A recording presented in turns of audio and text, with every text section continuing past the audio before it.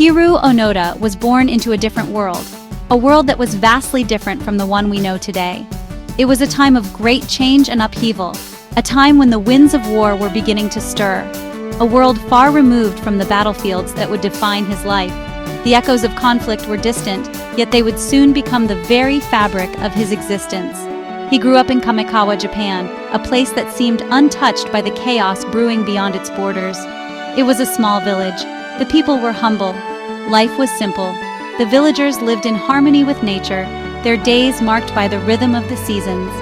Onoda was a bright and curious boy. His eyes sparkled with the wonder of discovery, and his mind was always eager to learn new things.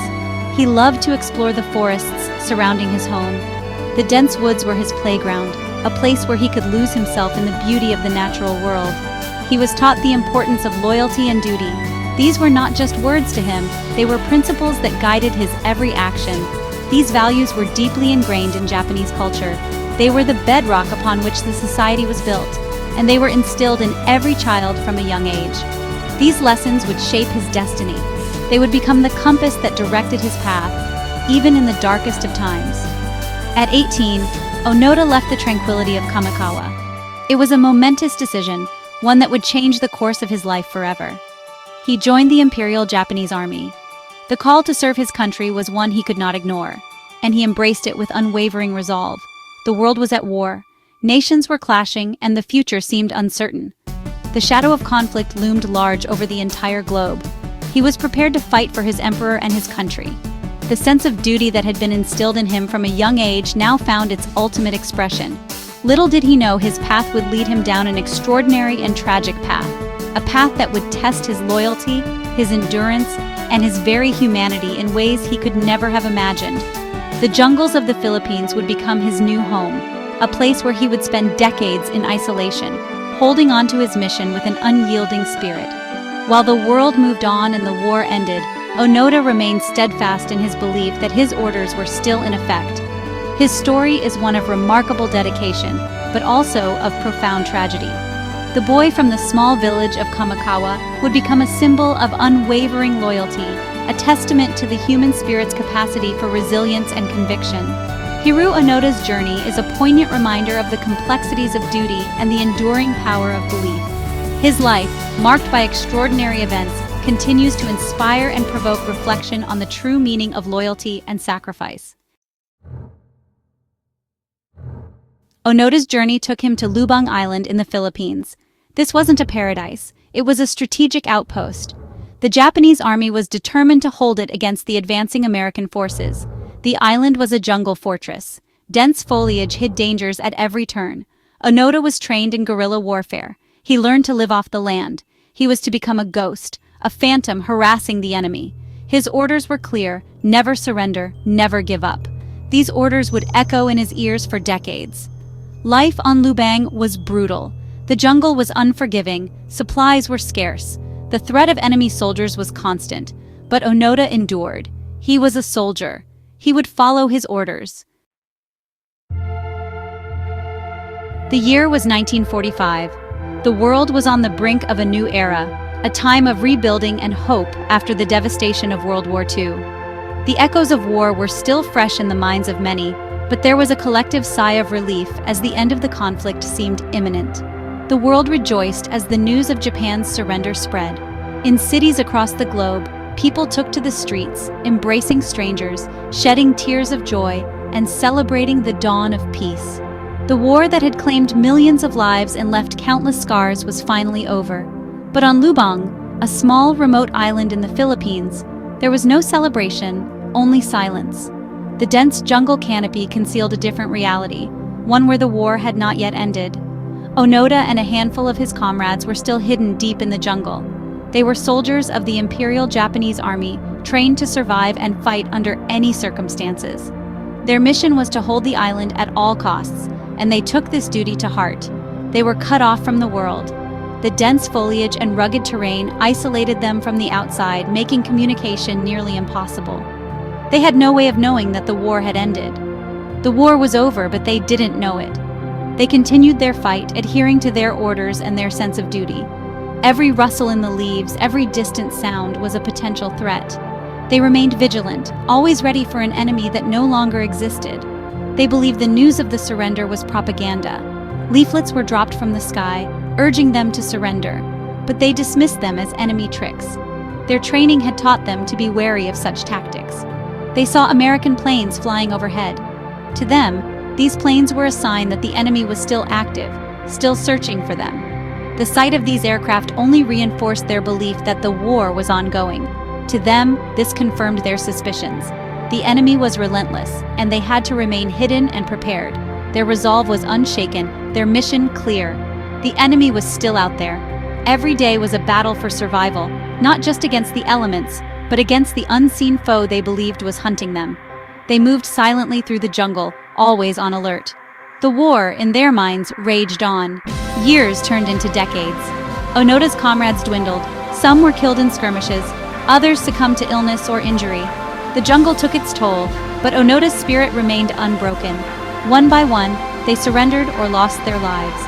The harsh reality of their situation became apparent, but Onoda refused to give up. He clung to his duty, his loyalty to his country, and his belief in the mission. But Onoda remained, a solitary ghost in the jungle, his resolve unbroken. He was a symbol of unwavering dedication, a man who lived by a code that few could understand. The jungle became his home, his battlefield, and his prison. He was a soldier, and a soldier never surrenders. Onoda's story is a testament to the human spirit, to the power of belief and the strength of conviction. It is a reminder that even in the face of overwhelming odds, the will to endure can carry us through the darkest of times. Section 4. The Search for Lieutenant Onoda. Back in Japan, life moved on. Families mourned, the nation rebuilt. But the memory of the lost soldiers lingered. The Japanese government launched several attempts to locate and retrieve their lost sons, including Onoda. They dropped leaflets from planes, they broadcast messages over loudspeakers, but Onoda dismissed them all as enemy tricks. The world marveled at Onoda's story. How could a man continue fighting for so long? Was he delusional, brainwashed, or was it something else entirely? An unyielding loyalty, a refusal to accept defeat. Onoda's story was a stark reminder of the enduring wounds of war. He became a symbol of the human capacity for both resilience and delusion. Section 5. A Message from Beyond Time. In 1974, a young Japanese adventurer named Norio Suzuki embarked on a journey. He was determined to find Onoda. He wanted to hear his story, to see for himself this soldier lost in time. Suzuki's journey led him to Lubang. He ventured deep into the jungle, calling out for Onoda. To his astonishment, he received an answer. Onoda emerged from the jungle. He was cautious but curious.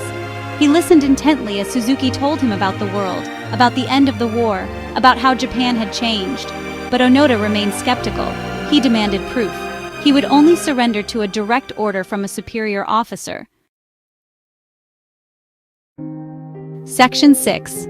The Reluctant Surrender. Suzuki returned to Japan. His journey had been long and arduous, filled with moments of doubt and uncertainty. Yet he carried with him a story that would soon captivate the entire nation. He shared his incredible story with the press, recounting the unbelievable tale of Lieutenant Hiroo Onoda, the soldier who had refused to surrender for nearly 3 decades. The media buzzed with excitement, and the public was eager to learn more about this extraordinary man who had remained hidden in the jungles of Lubang Island. The Japanese government, realizing the significance of this discovery, quickly took action. They located Onoda's former commanding officer, Major Yoshimi Taniguchi. Taniguchi, who had long since retired from military service, was now living a quiet life as a bookseller. The government officials approached him with a request that would change the course of history. Taniguchi, though surprised by the request, understood the gravity of the situation. He agreed to travel to Lubang Island to deliver the official orders for Onoda's surrender. It was a mission that required not only his presence, but also the weight of his authority as Onoda's former superior. With a sense of duty and responsibility, Taniguchi boarded a plane bound for Lubang. The journey was filled with anticipation and a sense of solemnity. As the plane soared over the vast expanse of the ocean, Taniguchi couldn't help but reflect on the years that had passed since the end of World War II. Upon arriving on the island, Taniguchi was escorted to the remote jungle where Onoda had been hiding. The meeting between the two men was charged with emotion. Taniguchi, holding the official orders, began to read aloud. Onoda listened intently, his face a mask of concentration and disbelief. The words hung heavy in the air, each sentence carrying the weight of years lost and battles fought. For Onoda, it was as if the world had shifted on its axis. The reality of the situation began to sink in, and the enormity of the moment was almost overwhelming. Onoda's mind raced with memories of the war, the comrades he had lost, and the unwavering commitment he had made to his country. The realization that the war he had fought for so long, the war that had consumed his life, was finally, truly over, was both a relief and a source of profound sadness.